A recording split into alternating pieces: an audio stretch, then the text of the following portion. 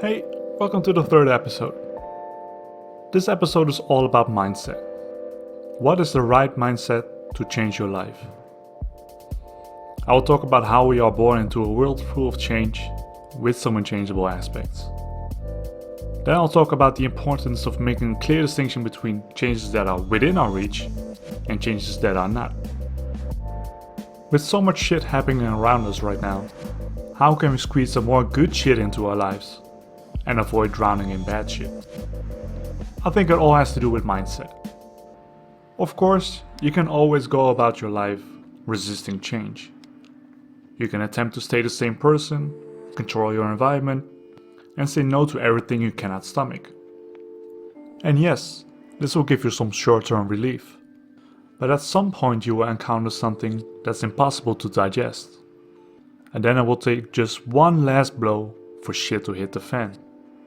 You'll be devastated and feel like crap for a long time, not knowing how to get out of this mess you're in. As you can tell, I think that resisting change is a very shitty way to live your life. So let's embrace change in our lives. It is a mindset that takes courage, but will ultimately make you kick ass. Our world is continuously changing. Some changes come in cycles, so we can anticipate. Some changes seem trifle, complex to demonstrate, and some changes are viral, impossible to simulate. If you look around, you can see changes everywhere. Think of the ebb and flow of oceans, the changing of the seasons. And some changes are really easy on the eye. Think of sunrises and sunsets. But many changes go unseen. There are quite some aspects of our world that are unchangeable. For example, we cannot let the sun rise in the west, we cannot bend the laws of gravity, and we cannot change whatever happened in the past. We didn't choose our parents, where we were born, or the era we were born in, for example. We are basically a blend of our parents' genetics, sprinkled with some randomness, and just like that, the foundation of our character was established. I think we were pretty lucky that we were born in a human body. Even though our human body puts some limitations to the things we can change, we have proven to be an inventive species in overcoming our limitations. We cannot control the sun, but we have discovered to make fire, how to make gas lamps and light bulbs. And as humans we will never fly, but we have built machines that let us fly.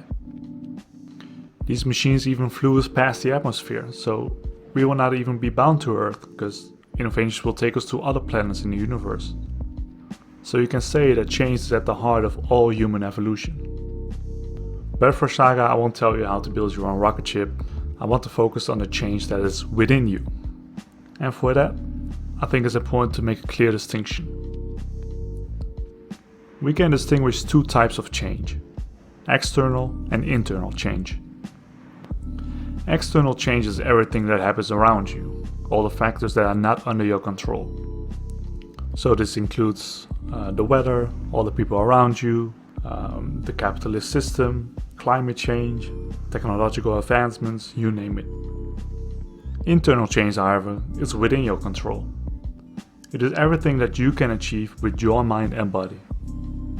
You can see life as a single player game, and no matter how skilled you become at moving your own joystick, you won't control the movements of other players.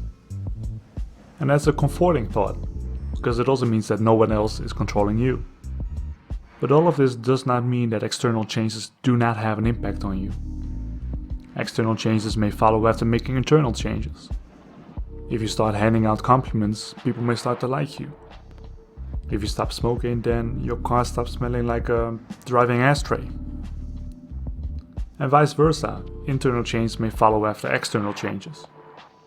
If your boss gives you a tight deadline, you may experience some stress. Or reading a biography of a successful entrepreneur may inspire you to start your own business. Or seeing your house on fire can cause some emotions too. We cannot control the changes in our environment, but we can choose our behavior towards change. Ideally, we are open to positive external changes, and we reduce the effect of negative external changes. Let me explain this with an example. You can compare personal development with an island in the open sea. And that island is you. The sea is everything that you see happening around you.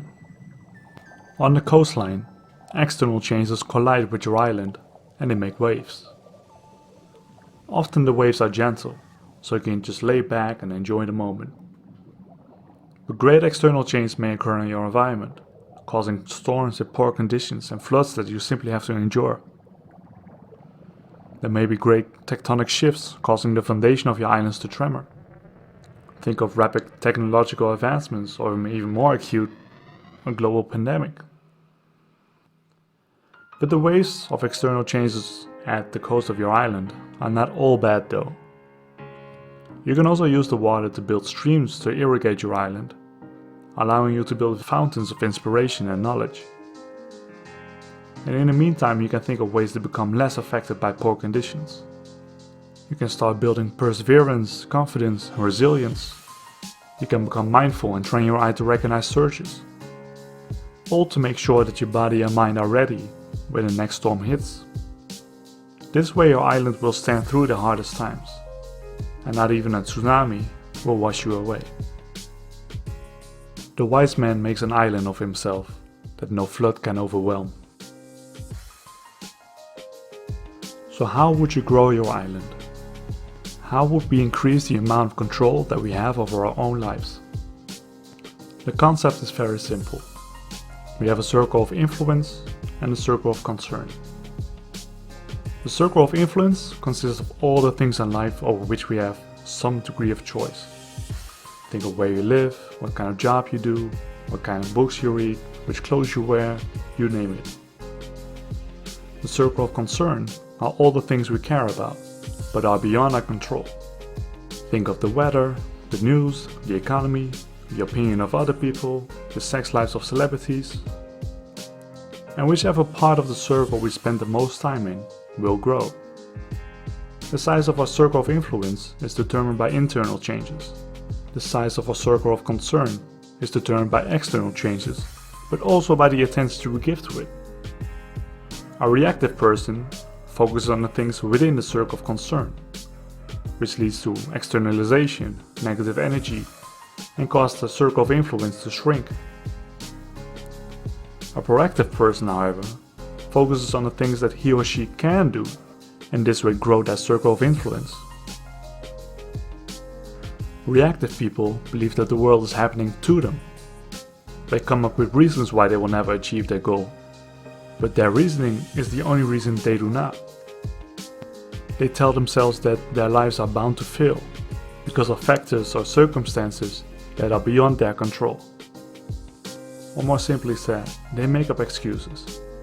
And I love this little quote by John L. Mason, who says, "When you're good at making excuses, it's hard to excel at anything else."